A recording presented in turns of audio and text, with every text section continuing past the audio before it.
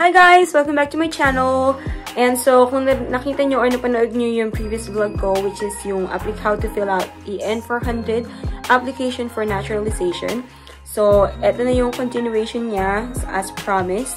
Sabi ko, lagi ko kayo bibigyan ng updates. Every time na makaka-receive ako ng update or letter from USCIS. So, nag-apply ako or nag-submit ako ng papers ko March 29 and then agad-agad, hindi ko talaga inaasahan. Hindi ko ang bilis pag talaga pag online. Feeling ko lang. And then, April 2nd, ay nga, na-receive ko na tong NOAA, which is yung Notice of Action, yung I-797. And then, ayun, nakalagay lang dyan, yan. Ang nakalagay dito is notice type, receipt notice. So, sinasabi lang nila sa iyo na na-receive na nila yung submission mo. And then, nakalagay dito yung pangalan ko and then address. And then, yung amount na binayaran ko, which is $710 US. So, ang nakalagay lang dito sa letter is, thank you for submitting your application, petition, or request. Our office is currently processing it. Please verify your personal information listed above. If you need to make any changes, immediately notify the USCIS Contact Center using the phone number below. So, make sure lang na pangalan nyo and then yung address ay tama. Kasi kung mali yan, update nyo kagad yung USCIS kasi ito yung magre-reflect dun sa US naturalization certificate nyo. And then next steps, we will schedule you for an appointment at a USCIS Application Support Center for you to provide your fingerprints, photograph, and or signature. We will mail you a separate biometrics appointment notice with a specific date, time, and ASC location. Please wait until you receive your appointment notice before going to the ASC. And then be advised that this notice does not serve as notification of your biometrics appointment. So, ibig sabihin, ito is, nino-notify lang kayo na na-receive na nila yung application nyo. Magpapadala sila ng panibagong letter if kailangan nyong mag-appear sa biometrics appointment. And filing the Form N400 provides an automatic extension of your Form I-551, Permanent Resident Card, also known as Green Card. This notice presented along with your expired permanent resident card is evidence of your lawful permanent resident status for 24 months from the card expires date, indicated on your permanent resident card. So, ito ay nagsaserve din ng extension if ever na malapit na mag-expire yung green card nyo and pwede nyo itong ipakita kung saan man kayo pupunta. Anyway, siguro kasi yung iba, case-to-case basis kasi yan eh. Yung iba, nag-a-apply pag malapit na matapos yung green card expiry date nila. So, tayo naman mabilis tayo. Maaga tayo pwedeng mag-apply. So, carry. And then, nakalagay din yung, if you have any questions or comments regarding this notice or the status of your case, please contact the USCIS Contact Center toll-free number, which is nandito.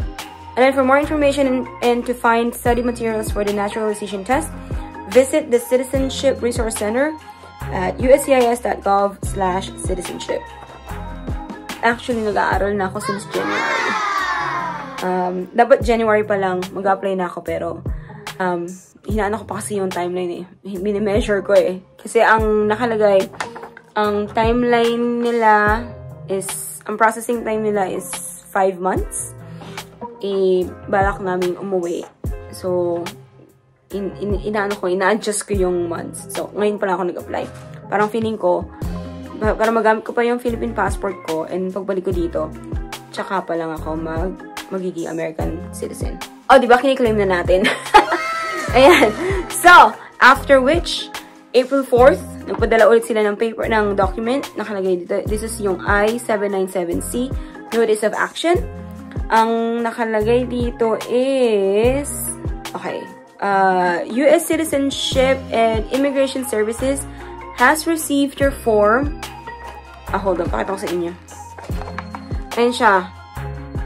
Yan yung next na na-receive ko. So, U.S. Citizenship and Immigration Services has received your form and is currently processing your application, petition, or request. This notice informs you that USCIS is able to reuse your previously captured fingerprints and other biometrics. USCIS will run the same security checks and use your biometric data as in the past However, it is not necessary for you to appear at a USCIS Application Support Center for a biometrics appointment. The biometrics fee will not be refunded. Yes, hindi ko na kailangang pumunta sa biometrics appointment. So, sinasabi lang nila dito is, gagamitin nila yung previous information ko, so no need for me to do another biometrics appointment. Thank you, Lord. So, USCIS is continuing to process your application, petition, or request. USCIS will contact you in writing if any additional information is necessary to resolve your case. This notice is not an approval of your pending application, petition, or request. To ensure you receive all correspondence from USCIS, you must update your address if you move. And USCIS may use your biometrics to check the criminal history records of the FBI for identity verification and determine eligibility to create immigration documents, green card, employment authorization document, or any purpose authorized by the Immigration and Nationality Act. So, yun lang, guys. I thank you, Lord. So, nag-skip tayo ng isang process, hindi na tayo nag-biometrics. So, feeling ko mabilis naman ang proseso. So, yun lang, guys. In-update ko lang kayo. Quick update lang. Sabi ko kasi, as promised, pag nakareceive ako ng update, i-update ko kayo agad. And, ang bilis ng proseso. So, kung kaya naman na mag-online application na kayo, kasi mas mura naman. Kasi $760 pag paper. And then, $710 pag online. And then, meron dun link kung pwede kayong, kung applicable sa inyo yung waiver fee. Yung fee waiver. Ayan. So, check nyo yun, guys. So, ayun lang, guys. Excited ang lola mo. And so, hopefully, na-enjoy nyo tong quick vlog na to. And sana nakapagbigay tayo ng saya at hope sa mga tao na mag-apply ng N400 na mabilis naman yung proseso. Ayun lang, guys. So, hopefully, na-enjoy nyo itong quick vlog na to. And please don't forget to like and share and subscribe. And hit the notification bell if you would like to be notified every time you upload a new vlog. So, till next time, guys. Ingat po kayo. Bye!